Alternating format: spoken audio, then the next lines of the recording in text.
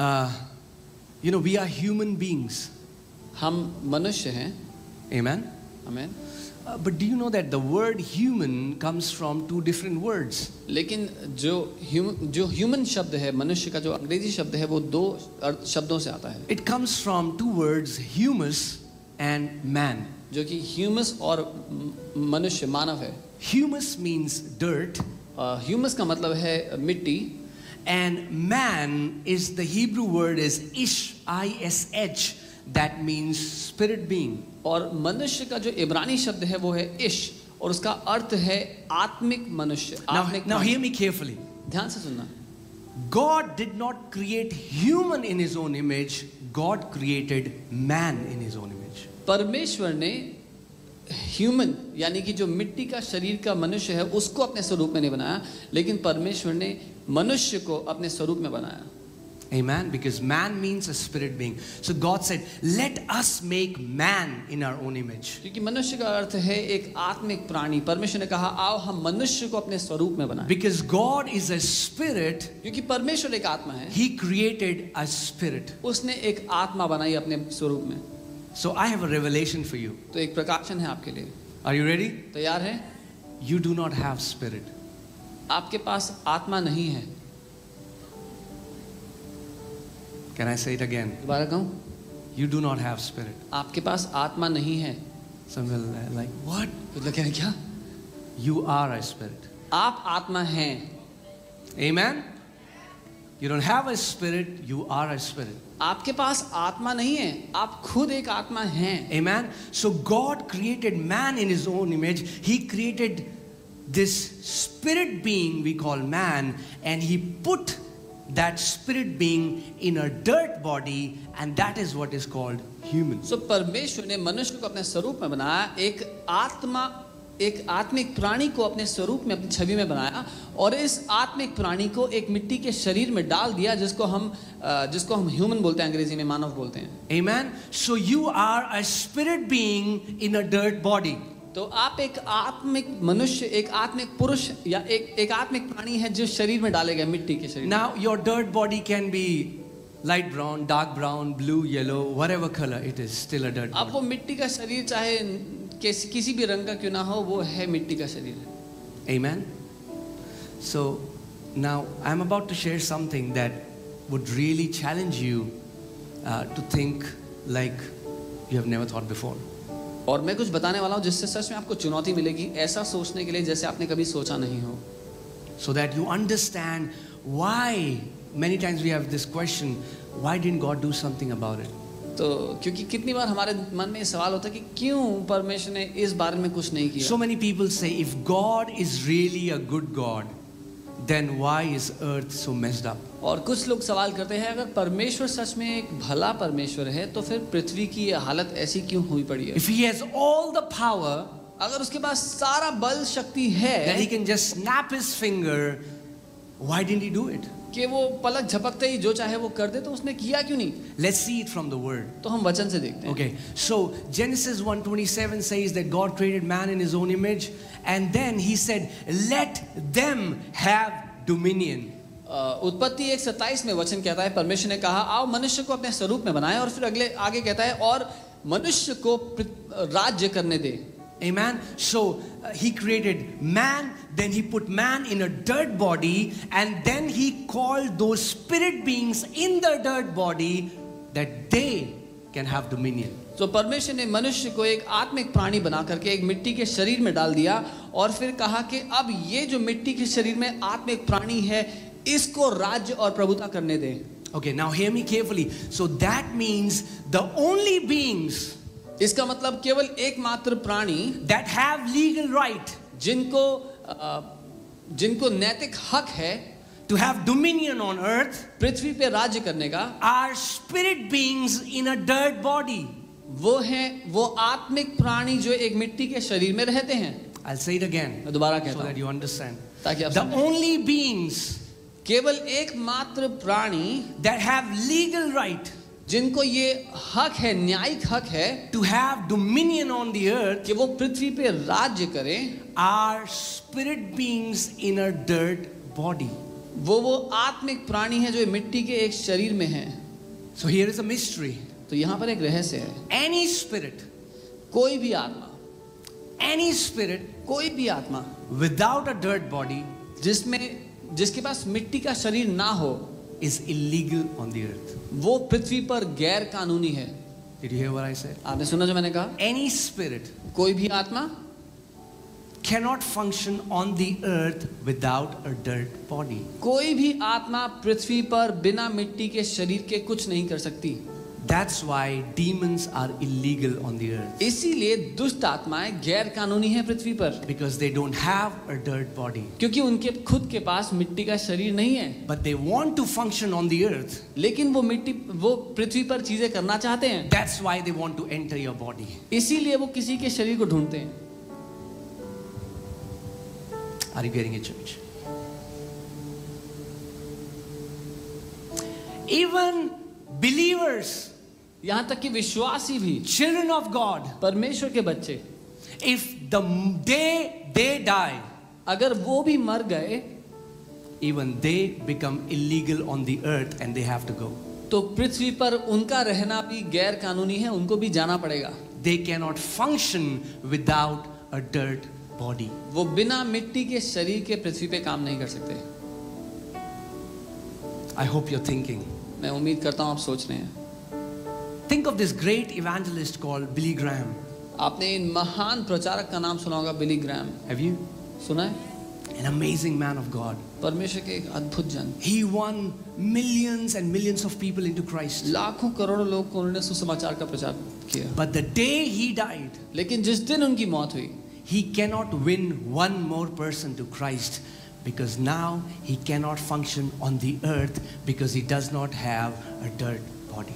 जिस दिन उनकी मौत हुई उस दिन से वो एक भी व्यक्ति को सुसमाचार का प्रचार नहीं कर सकते पृथ्वी पे, क्योंकि उनके पास मिट्टी की देह नहीं Oh है। hallelujah, that is how important your body is. ये है कितना जरूरी आपका शरीर है। Are you getting it?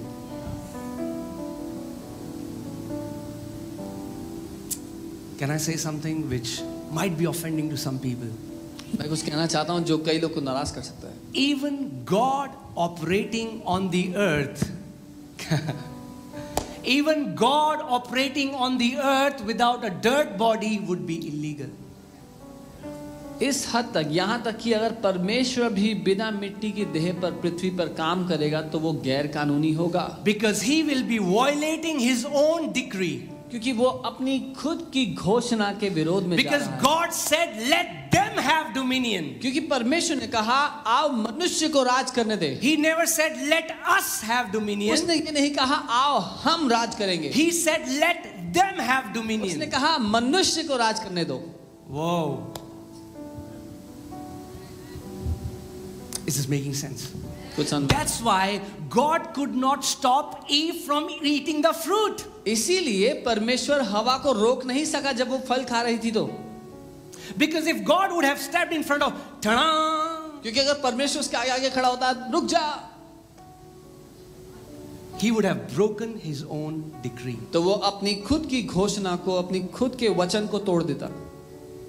Because he said, let them have dominion. क्योंकि उसने खुद कहा उनको राज करने दो। Think about this, church. For example, I tomorrow, my daughter gets married and I buy a nice flat and I gift that to my daughter. और खुद सोचिए कलीसिया कल को मेरी बेटी की शादी हो जाए, मैं उसको एक अच्छा सा फ्लैट खरीद के दूं।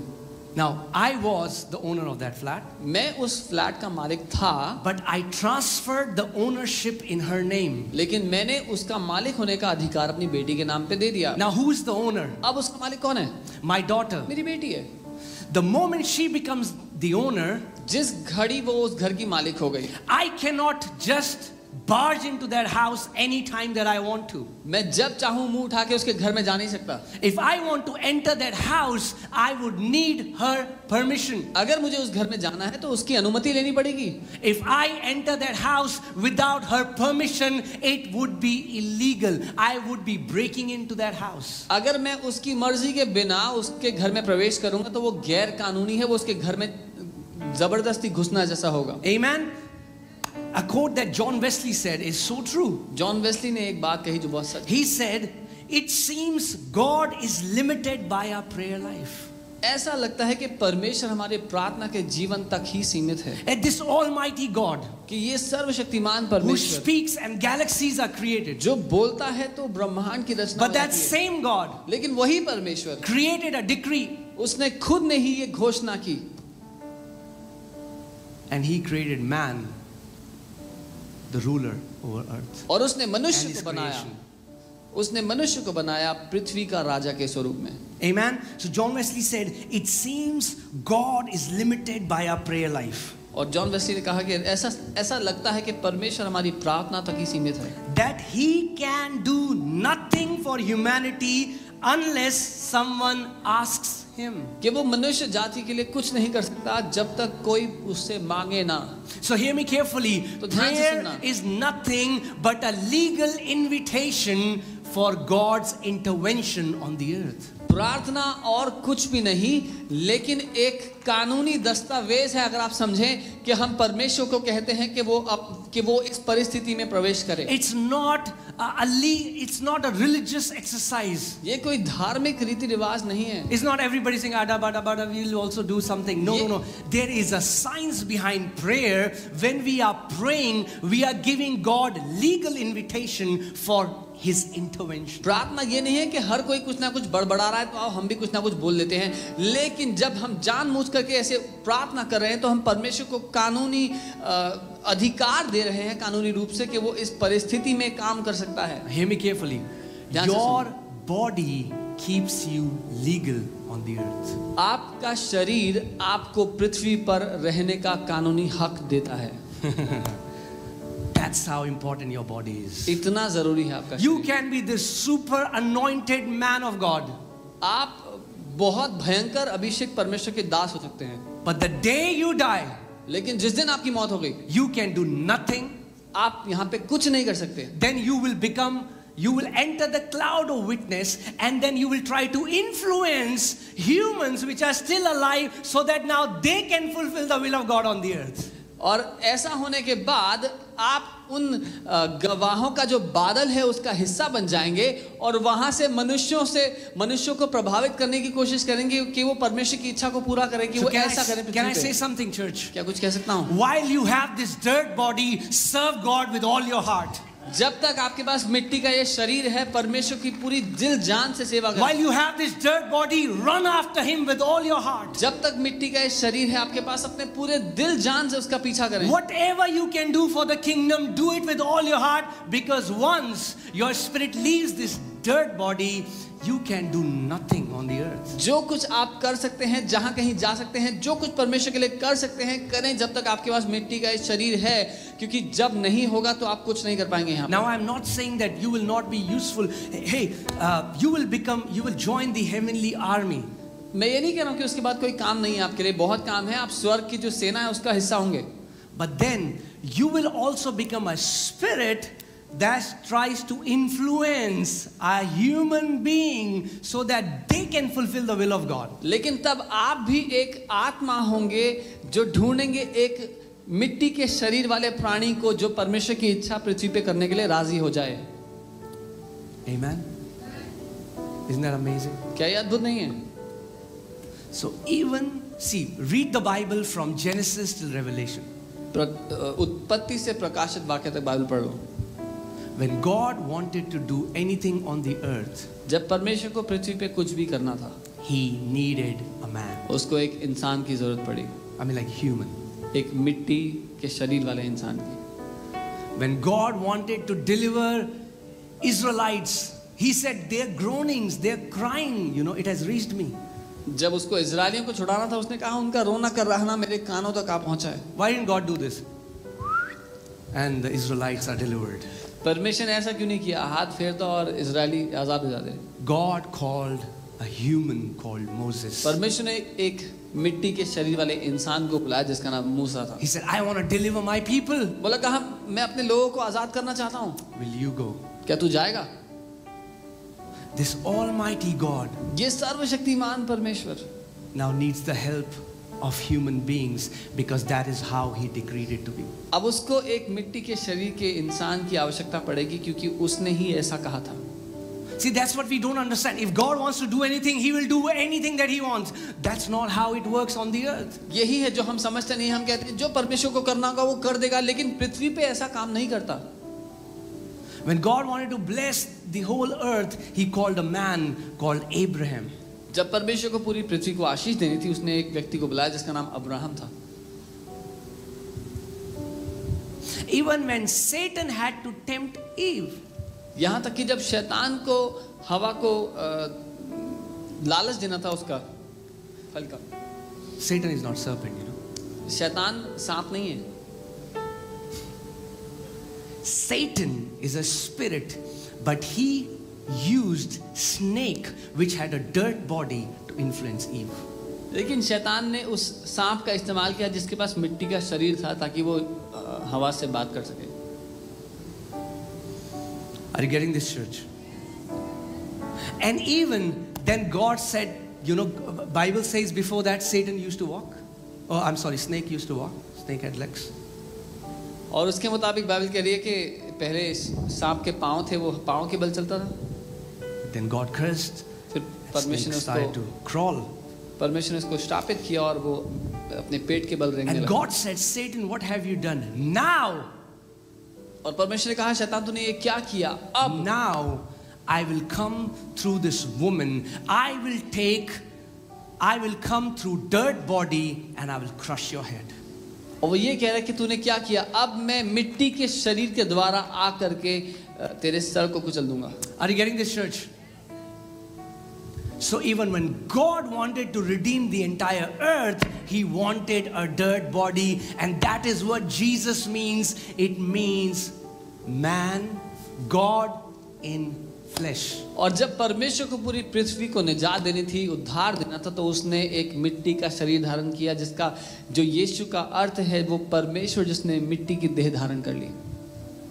That's where we get the word Immanuel. Im, that means in. Man means spirit, and El means God. When God comes in man, that's Immanuel, Jesus Christ, God with us. और यहीं से हमें Emmanuel शब्द मिलता है, जो दर्शाता है कि मनुष्य में परमेश्वर का वास, परमेश्वर मनुष्य में रहने आ गया।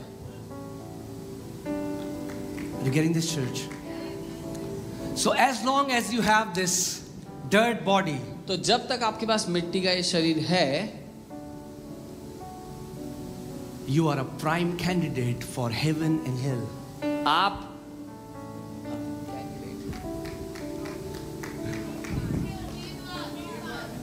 आप एक सबसे बढ़िया उम्मीदवार हैं, स्वर्ग के लिए भी और नरक के लिए भी। Amen. God wants you. परमेश्वर आपको चाहता है, Satan also wants you. और शैतान भी आपको चाहता है। Just think about it. Jesus said Satan has to come to steal, to kill and to destroy.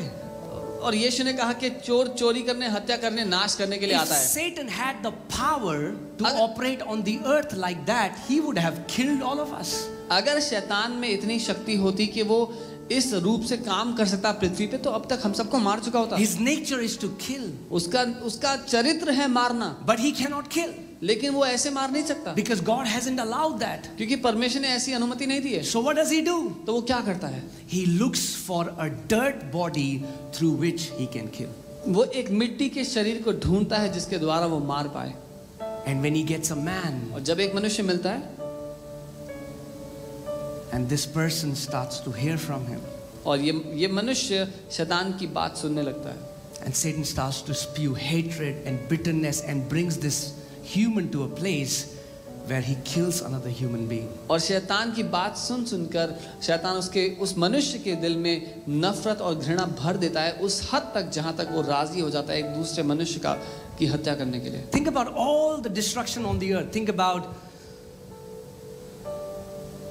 the wars and the murders and slaughter that has happened. Who has done that? It's humans killing humans. जितना विनाश पृथ्वी पर हुआ है उसके बारे में सोच करके देख लो। जो युद्ध हुए हैं, हत्याएं हुई हैं, जो कुछ हुआ है वो मनुष्य हैं जो मनुष्य को मार रहे हैं। In the same way, if you will see all the good happening, people helping other people on. and give, what is happening? Come on. You will see the work of God and you'll also see the work of devil happening simultaneously on the और earth. वहीं दूसरी तरफ आप देखेंगे तो दुनिया में बहुत सी अच्छाई, बहुत सी बातें हैं ऐसी हैं जो लोग के जीवन में अच्छी हो रही हैं। वो कैसे हो रही हैं? वो लोग दूसरों की मदद करते जा रहे हैं और एक ही समय पर परमेश्वर और शैतान दोनों पृथ्वी पर काम कर रहे हैं लोगों के द्वारा। Amen. Come on, turn to your neighbor and say, I am important. अपने पड़ोसी को कहें मैं बहुत महत्वपूर्ण हूँ। You know why you are so important? पता है आप इतने महत्वपूर्ण क्यों हैं? Because you have a dirt body. क्योंकि आपके पास मिट्टी का शरीर है। Are you getting it? Because as long as you have this body, you can fulfill the will of God or will of Satan. क्योंकि जब तक आपके पास ये शरीर है आप परमेश्वर की इच्छा या शैतान की इच्छा पूरी कर सकते हैं। Even when God wanted to fill his people with his own spirit. यहाँ तक कि जब परमेश्वर को अपने लोगों को अपनी आत्मा से भरना था। Can you put Joel 2:28? He needed a qualification. There was a qualification. जो 2:28 एक योग्यता थी जिसकी आवश्यकता थी। If God had to fill people on the earth, and it shall come to pass afterward that I will pour out my spirit on all flesh. If you have flesh, God can pour out his spirit. और उसके बाद ऐसा हो और उन बातों के बाद ऐसा होगा कि मैं सब, हिंदी में प्राणियों लिखा है लेकिन अंग्रेजी में जो लिखा है वो फ्लैश लिखा है, सब देहों पर, सब शरीरों पर अपना आत्मा उंडेलूंगा। तो आत्मा उंडेले जाने के लिए भी ये योग्यता जरूरी है कि आपके पास मिट्टी का शरीर होना चाहिए। Are you getting this, church? And that's where the enemy has hit, and the enemy has told us that our physical body is not important. और ये है जिस जगह पर दुश्मन ने वार किया है, हमें ये बताया है कि हमारा मिट्टी का शरीर की कोई अहमियत नहीं है। That's why most of the religious people are very careless about their health. इसीलिए ज्यादातर धार्मिक लोग अपने शरीर की बिल्कुल परवाह नहीं करते।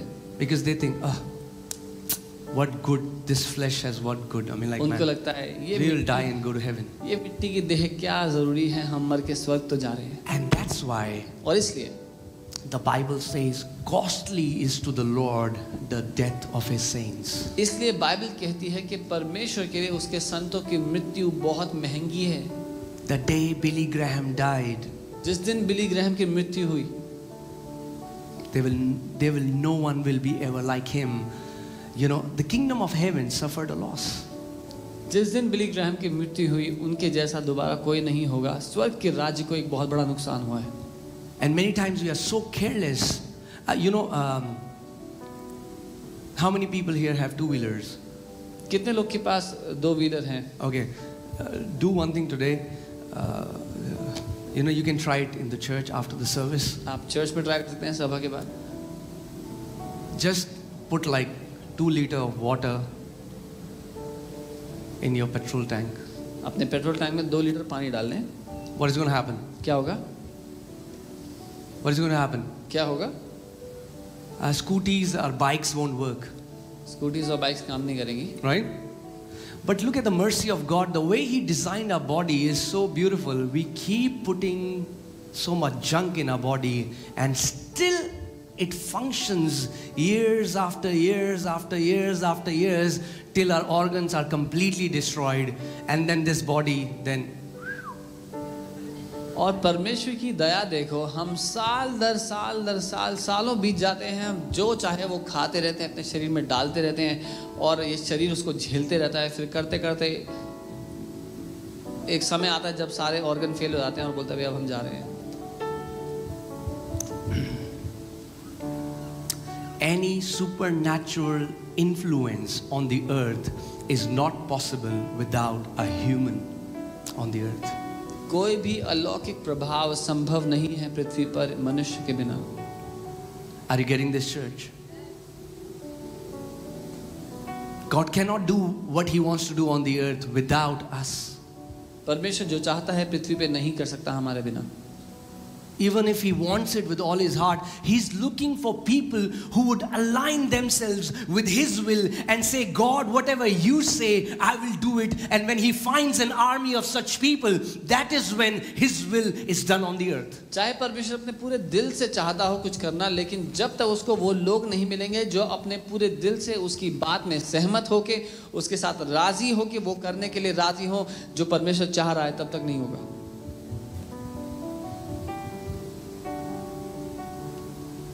Amen, church. Are you getting this? He gave us legal authority. उसने हमें कानूनी अधिकार दिया है.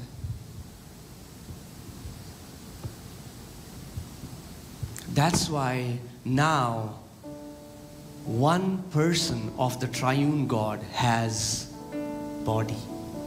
इसीलिए त्रिएक परमेश्वर में अब एक व्यक्ति है जिसके पास शरीर है. Amen.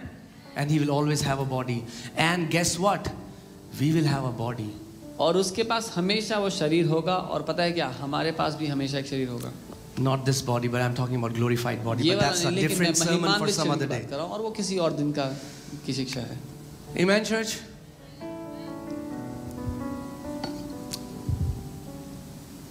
So many times we think that we'll keep putting what we want to put in this body and God is good. Okay, yeah, God is good. God has always been good.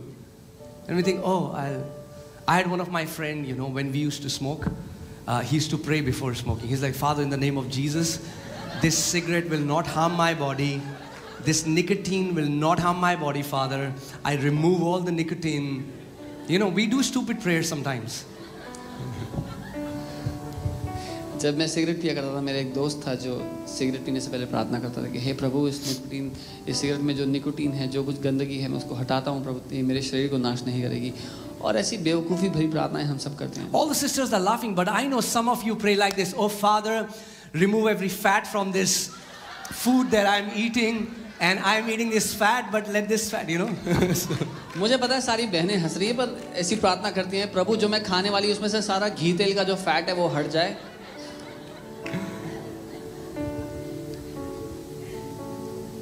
And there is a meme or what a GIF on WhatsApp, and I'm sure that the Father, angels, and Jesus will be doing this in heaven. और एक meme है जिसमें जब आप इसी प्रार्थना कर रहे हैं तो पिता, स्वर्गदूत और यीशु ऐसे सर पकड़ के देख रहे होंगे. Oh God bless, brother, God blesses my food and water. He blesses it, so I can eat whatever I want to. भाई प्रभु मेरे खाने और पानी को आशीष देता है, तो मैं जो चाहे खा सकता हूँ.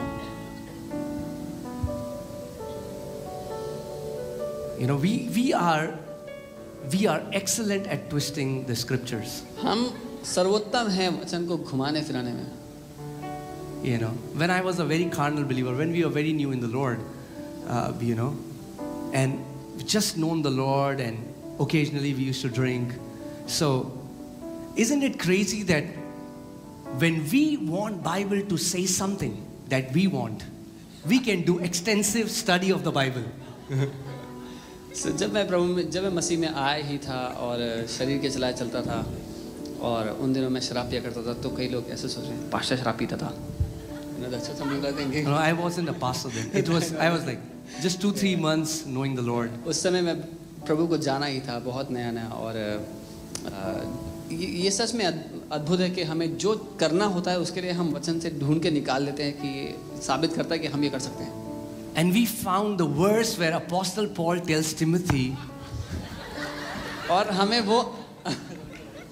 वो आयत मिल गई जहां पर अपोस्टल पॉल टिमोथी से कह रहे हैं, Timothy, my son. टिमोथी मेरे बेटे.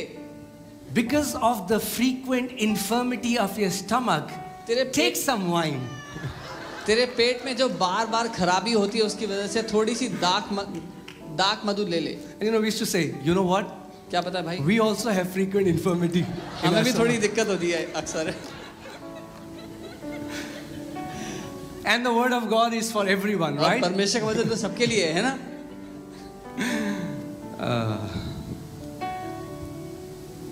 And we can do that, but we cannot fool God. और हम ये कर सकते हैं, लेकिन परमेश्वर को बेवकूफ नहीं बनाना। Know this, that whatever you are doing on the earth will have consequences. ये जानने जो कुछ आप पृथ्वी पे करते हैं उसके परिणाम होंगे।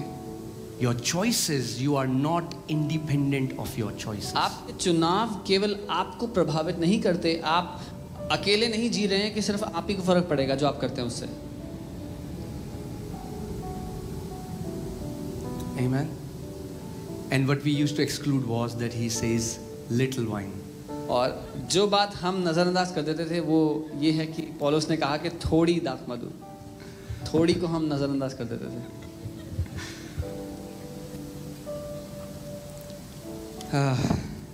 So what you are putting in your body अपने शरीर में जो आप डाल रहे हैं is affecting your body. आपके शरीर को प्रभावित करेगा, No matter how spiritual you are. चाहे आप कितने भी आत्मिक क्यों ना हो। Are you getting this, church? Okay. So now I want to talk about, is it okay? Can I go on? Will you still love me? अगर मैं आगे बढ़ूं तो फिर भी प्यार करोगे मुझसे? आगे बता सकता हूं कुछ? Even if you don't, that's okay. Jesus loves me, my wife loves me, and that's okay for me. अगर नहीं भी करोगे तो कोई बात नहीं, यीशु मुझसे प्यार करते हैं, मेरी बीवी मुझसे प्यार करती है। Amen. So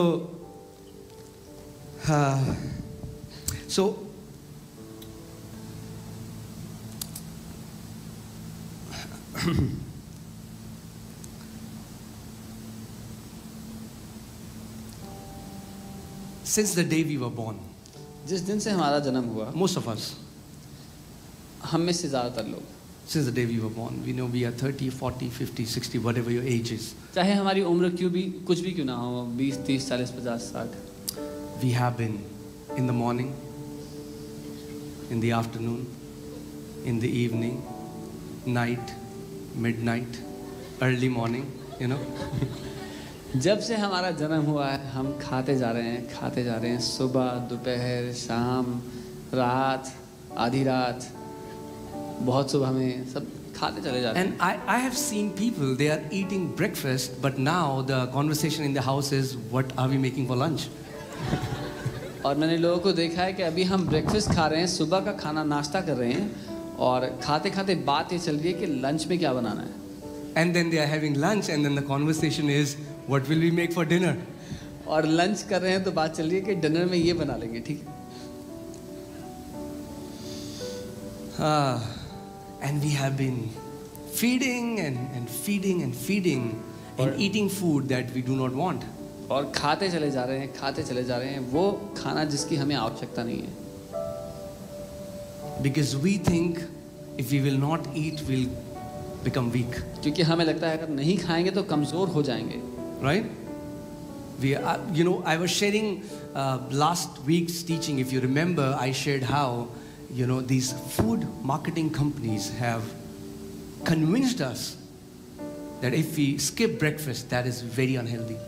और पिछली जब मैं सिखा रहा था तो मैंने बताया था कैसे ये जो फूड खाना बेचने वाली जो कंपनियां हैं जो मार्केटिंग एडवर्टीजमेंट करती हैं, उन्होंने हमें इस बात के लिए मना लिया है, राजी कर लिया है कि अगर खाना नहीं खाएंगे, अगर ब्रेकफास्ट छोड़ दिया तो बहुत हानिकारक होगा हमारे लिए।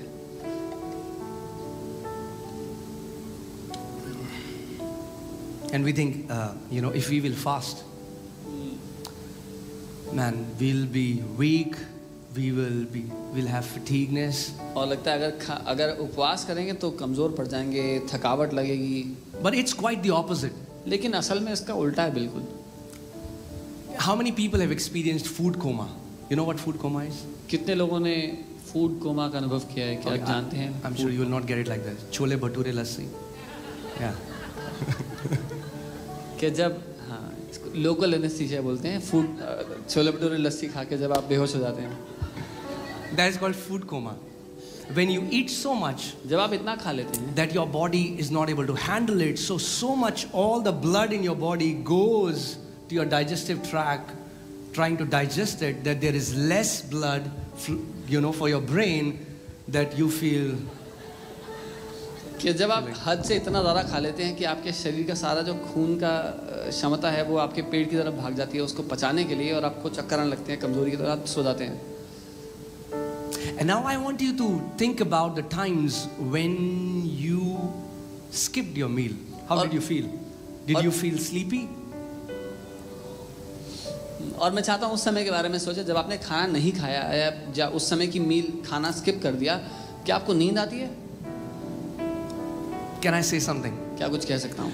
More people are sick because of overeating than because of undereating. ज़्यादा लोग खाना खाने की वजह से बीमार हैं, ना कि खाना ना खाने की वजह से।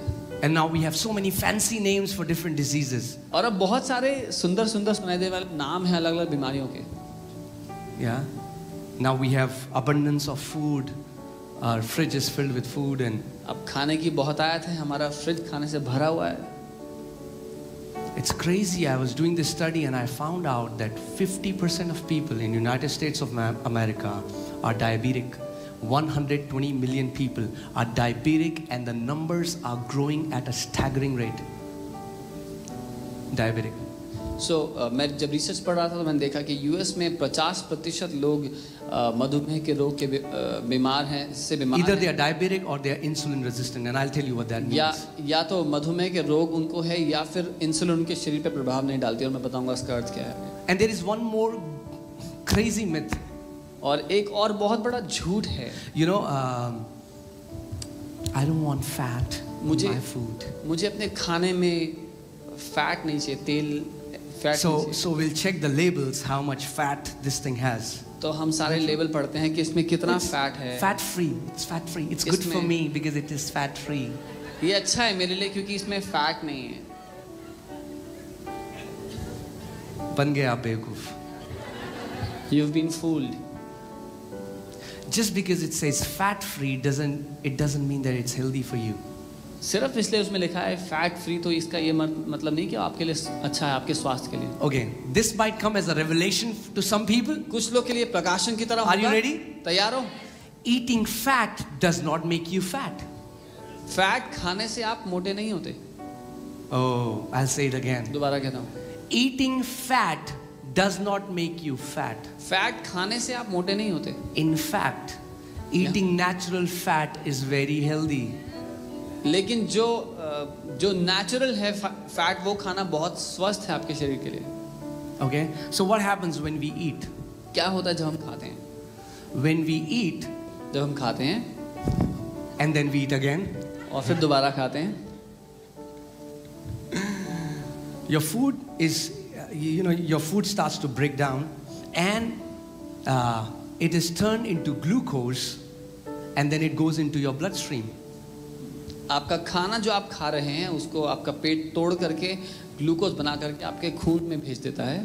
When the sugar goes in your blood, our pancreas create a hormone called insulin. जब वो शुगर, वो चीनी आपके खून में जाती है तो हमारा पैंक्रिया एक हार्मोन बनाता है जिसका नाम इंसुलिन है। Now it might look like a biology class, but please bear with me. हो सकता है बायोलॉजी क्लास जैसा लगे, लेकिन जिंदा रहना मेरे साथ। It's very important. बहुत जरूरी है, so that you understand. ताकि समझ जाओ। Okay? So when people keep eating, जब आप खाते रहोगे, the pancreas create insulin. तो पैंक्रियास इंसुलिन बनाते रहेंगे। Okay? And when you overeat, और जब हद से ज्यादा खाते and the रहोगे, work of insulin is that it brings the sugar, it drives the sugar into your cells. और इंसुलिन का काम ये है कि वो आपके खून से शुगर लेकर के आपके जो शरीर के सेल्स हैं उसमें डाल देता है। This glycogen is given to your cells, but then your cells are full. और ग्लाइकोजन जो है वो आपके सेल्स को दिया जाता है, लेकिन फिर एक समय आता है जब आपके सारे सेल्स का पेट भर जाता है। सारे Let me give you an example so that you understand. एक उदाहरण देता हूँ।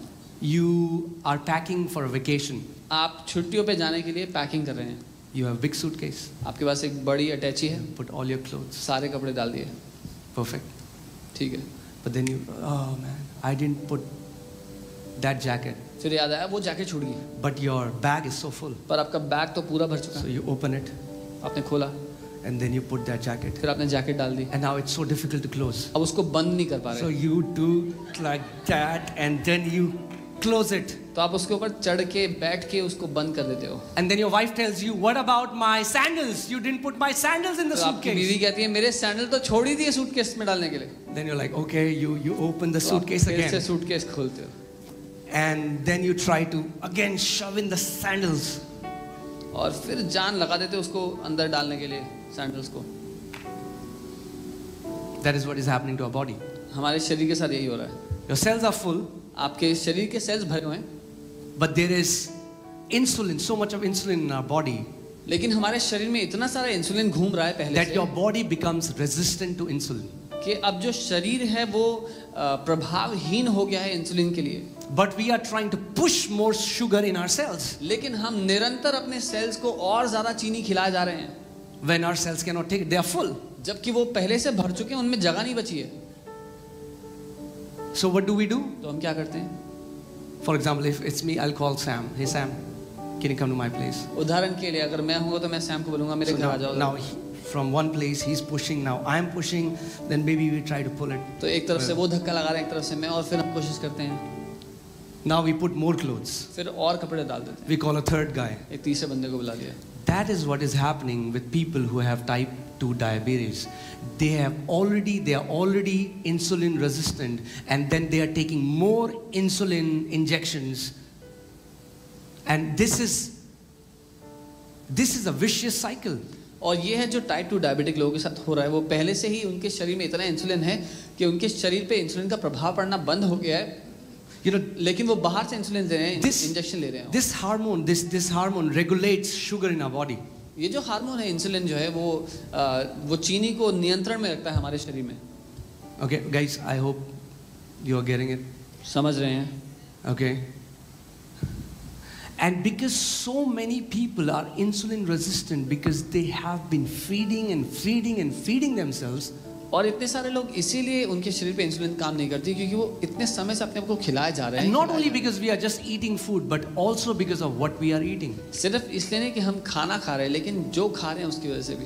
Most of us are now eating processed foods, processed carbs. हम में से अधिकतर लोग अब जो है वो प्रोसेस किया हुआ खाना खा रहे हैं. And because of that, और उसकी वजह से we have a spike of insulin when we eat. हमारे शरीर में एक बहुत तेजी से प्रवाह होता है इंसुलिन का जब हम खाना खाते हैं. Spike. हमारे शरीर में चीनी बहुत जोर से बढ़ती है जब and खाना then खाते a हैं. crash.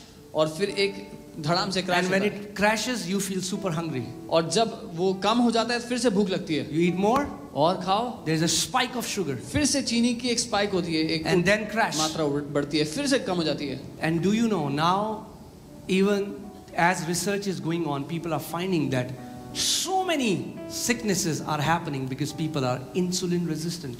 और जब अब रिसर्च की जा रही है तो ये पाया जा रहा है कि इतनी सारी बीमारियां इसलिए हो रही हैं क्योंकि लोग इंसुलिन से प्रभावहीन हो चुके हैं. Okay, now I am very careful to share some information. I have done well research, read a lot of books, spent a good amount of time, and then I am telling you this. और मैं बहुत ध्यान पूर्वक ये बातें बताने वाला हूँ क्योंकि मैंने बहुत पढ़ाई की, बहुत किताबें देखी, बहुत रिसर्च करने के बाद मैं ये बता रहा हूँ.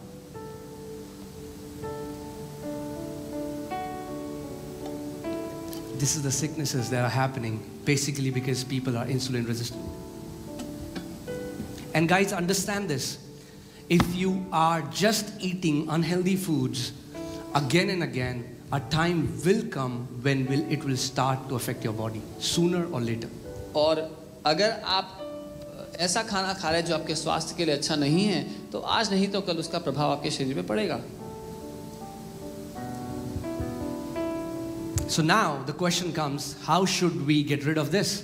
तो अब सवाल ये आता है कि मैं कैसे इस बात से जान छुड़ाऊं अपनी. If there is so much of insulin and so much of sugar in my blood, should I bring it down? अगर मेरे शरीर में इतना सारा शुगर है और इतना सारा इंसुलिन है तो उसको कैसे नीचे लेके आएं? The question comes, सवाल आता है, how did we get that much sugar in our blood? कि हमारे शरीर में इतना सारा शुगर आया कहाँ से? By eating. खाने के द्वारा. So if you start fasting, your sugar levels will come down, your insulin levels will come down. तो अगर आप उपवास करना शुरू करेंगे तो आपके शरीर से जो चीनी का स्तर है और इंसुलिन का स्तर है दोनों नीचे आ जाएंगे. In fact, यहाँ तक कि prolonged fasting will again make you insulin sensitive. एक लंबे समय किया गया उपवास आपको दोबारा से इंसुलिन को आपके शरीर में प्रभावशाली बना देगा. Amen. Now the doctors and research, they are finding that 3 to 5 days just water fast resets your immune system. Doctors ने जब इस पे रिसर्च किया तो ये पाया कि 3 से 5 दिन का जो पानी का उपवास होता है वो आपके शरीर की जो घड़ी है उसको बिल्कुल रीसेट, बिल्कुल दोबारा से शुरू कर देता है। Amen. I know this is just information, but so that you understand what is happening in your body when you're eating a food. मैं जानता हूँ ये सिर्फ जानकारी है, लेकिन मैं चाहता हूँ आपको समझ में आए कि क्या हो रहा है हमारे शरीर को जब हम खाना खा रहे हैं। In fact, we are finding out that we really don't need carbs. लेकिन हकीकत तो ये समझ में आ रही है कि इतना कार्ब जो हम खाते हैं उसकी सच में ज़रूरत नहीं है। Just a tiny healthy portion, but not so much carbs that we eat. एक छोटा पोर्शन काफ़ी है हमारे लिए, इतने की ज़रूरत नहीं है। So when you fast, तो जब आप उपवास करते हैं, your body goes into a term called gluconeogenesis. आपका शरीर ग्लूकोनियोजेनेसिस में चले जाता है। Gluco means glucose, neo means new, genesis means creation. Your body starts to create glucose in a new way. आपका शरीर जो है एक नई रीति से ग्लूकोज बनाने लगता है। When you're fasting and not eating, जब आप खा नहीं रहे, उपवास कर रहे हैं, what your body does is आपका शरीर क्या करता है? to maintain the sugar levels, because we need optimum sugar levels, you know. हमारे शरीर में उतना चीनी की मात्रा बनी रहे कि हम काम कर पाएं, क्योंकि इतनी मात्रा चाहिए, एक बराबर मात्रा होनी Your चाहिए। body starts to take fat from your body. आपका जो शरीर है वो शरीर में जो फैट है उसको लेने लगता है।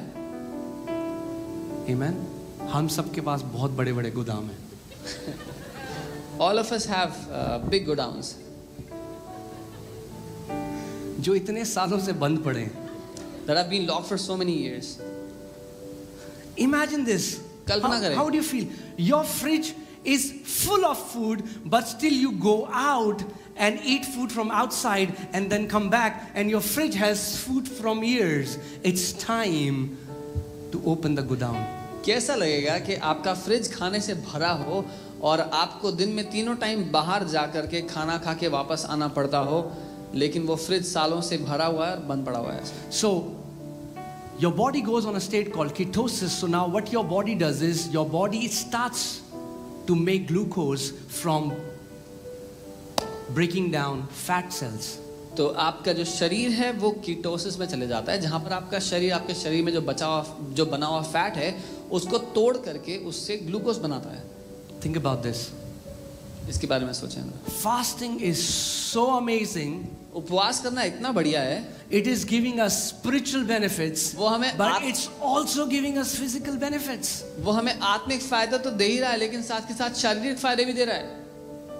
You know, in just 5 days of fasting, I lost 6.5 kgs. सिर्फ 5 दिन के उपवास में मेरा 6.5 किलो वजन गिर गया। A motivation to all my sisters. मेरी सारी बहनों के लिए प्रोत्साहन होना चाहिए। What gyms and different things cannot do, one fast can do for you. जो जिम और बहुत सारी चीजें नहीं कर सकती, एक उपवास कर सकती। Not only that, इतना ही नहीं, it's just see, fat loss is a very small benefit compared to what is happening in your cells. Fat गिरना तो बहुत ही छोटा सा फायदा है उसकी तुलना में जो असल में आपके शरीर में हो रहा है। After 5 days of not eating, your body goes into a term called autophagy, which means auto means self, phagy means eating. Your body starts destroying weak cells and starts creating much stronger ones. Yeah. So 5 दिन के बाद आपका शरीर autophagy की एक प्रक्रिया में चले जाता है, जहाँ पर आपका शरीर वो सारे जो कमज़ोर नाश हुए सेल्स हैं शरीर में जो कब से पड़े हैं उनको खा करके नए मजबूत सेल बनाने लगता है। So are you getting what is happening when you are fasting?